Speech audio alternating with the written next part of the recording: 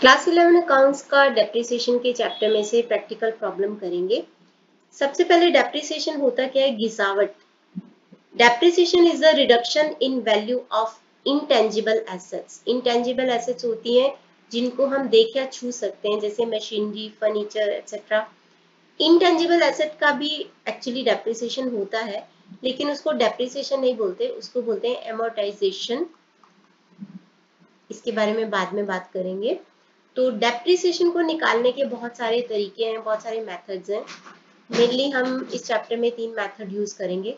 तो सबसे पहला मेथड है स्ट्रेट लाइन मेथड। मैं इसका आपको क्वेश्चन भी करवा देती हूँ और आपको मेथड भी क्लियर हो जाएगा कि स्ट्रेट लाइन मेथड क्या होता है। स्ट्रेट लाइन मेथड में calculate annual depreciation and rate of depreciation under straight line method in each of the alternative cases. तो ये आपको 5 केसेस दे रखे हैं, A B C D E. तो इनमें आपको डेप्रिसिएशन निकालना है, एनुअल डेप्रिसिएशन। डेप्रिसिएशन में क्या होता है कि एक मशीनरी है, कोई भी मशीनरी या कुछ भी है, फर्नीचर वगैरह, जनरली मशीनरी होगा इस चैप्टर के अंदर, वो काम करते करते घस जाता है। जैसे हमने कोई चीज खरीदी 2 लाख की, 10 साल के बाद वो जीरो हो जाती है।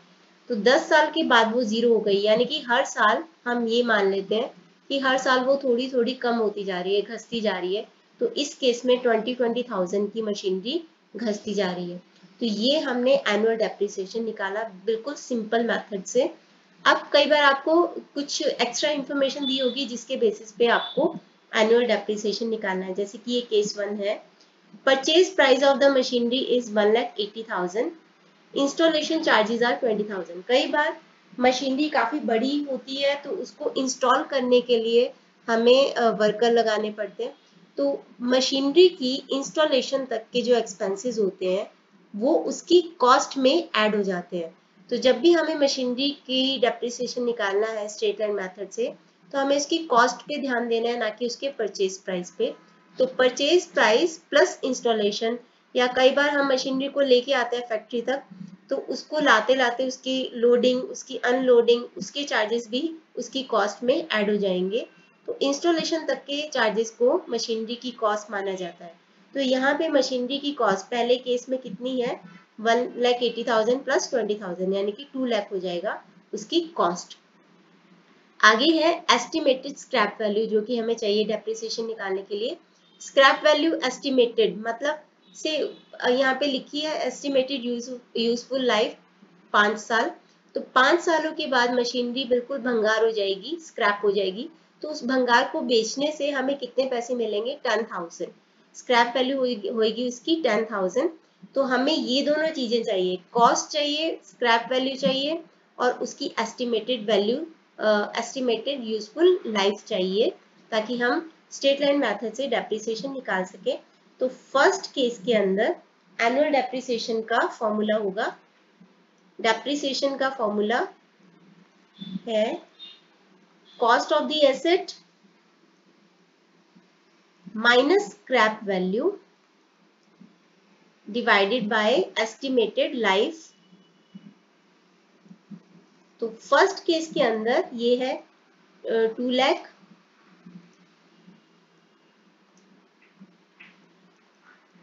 माइनस स्क्रैप वैल्यू है 10,000, डिवाइडेड बाय और यूजफुल लाइफ है 5। तो ये हो जाएगा आपका 1,90,000 डिवाइडेड बाय 5, 38,000। तो ये है इसकी एनुअल डेप्रिसिएशन। और इसका आगे पूछा गया है कि रेट ऑफ डेप्रिसिएशन निकालो। तो रेट ऑफ डेप्रिसिएशन का फॉर्मूला होता है, annual depreciation divided by cost of asset into 100। तो यही फॉलो करते हुए 38,000 है annual depreciation, divided by cost of asset है 2 लाख इंटू 100। तो 30 से 30 कट गई, इससे ये कट गया, तो आ गया हमारे पास 19% हमारा आंसर फर्स्ट केस का। ऐसे ही बाकी सारे जो है केसेस करेंगे। बी केस के अंदर उसकी कॉस्ट कितनी है? बी केस के अंदर उसकी कॉस्ट है 4,75,000 प्लस 25,000, तो दोनों मिलके हो जाएगा 5 लाख, माइनस स्क्रैप वैल्यू है 50,000, तो 50,000 माइनस करेंगे, डिवाइडेड बाय एस्टिमेटेड लाइफ है 5 years। तो ये हो गया 4,50,000 डिवाइडेड बाय 5 यानी कि 90,000। तो पहला एनुअल डेप्रिसिएशन है 90,000, इसका रेट 90,000 डिवाइडेड बाय कॉस्ट है 5 लाख इंटू 100। ये 0 से 4 0 कट गई, 0 से 0, 5 इंटू 2 10, तो 18%। तो सेकेंड आंसर आएगा आपका 18%। इसी तरीके से थर्ड करते केस इसका। थर्ड केस में इसकी टोटल कॉस्ट है 90,000 प्लस 10,000 यानी कि 1 लाख माइनस स्क्रैप वैल्यू है 20,000 डिवाइडेड बाय एस्टिमेटेड लाइफ है 10 इयर्स। तो 80,000 डिवाइडेड बाय 10 8,000 आ जाएगा। 8,000 एनुअल डेप्रिसिएशन है। Rate of depreciation 8,000 divided by cost of asset है 1 लाख इंटू 100। 2 0 से 2 0, 3 0 से 3 0, तो ये आ गया 8%। Third case. फोर्थ केस के लिए डी के लिए आपके पास दे रखी है 3,40,000 प्लस 60,000, ये हो गया आपका 4 lakh. 4 lakh minus scrap value है 40,000 डिवाइडेड बाय एस्टिमेटेड लाइफ है 10 इयर्स। तो 3,60,000 डिवाइडेड बाय 10 ये हो जाएगा आपका 36,000। तो rate of depreciation 36,000 divided by cost है 4 लाख इंटू 100। 0 से 0, ये 0 से 0 कट गई, 4 9 जा 36, तो 9%। लास्ट केस है इसका ई के अंदर आपको दे रखा है 90,000 प्लस 10,000, तो ये हो गया आपका 1 लाख माइनस स्क्रैप वैल्यू है 20,000 डिवाइडेड बाय एस्टिमेटेड लाइफ है 4। तो 80,000 बाय 4 आ जाएगा हमारे पास 20,000।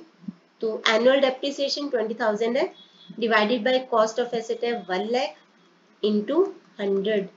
तो ये 4 0 से 4 0, 1 0 से 1 0, 2 इंटू 10 20, तो 20% का रेट ऑफ डेप्रिसिएशन।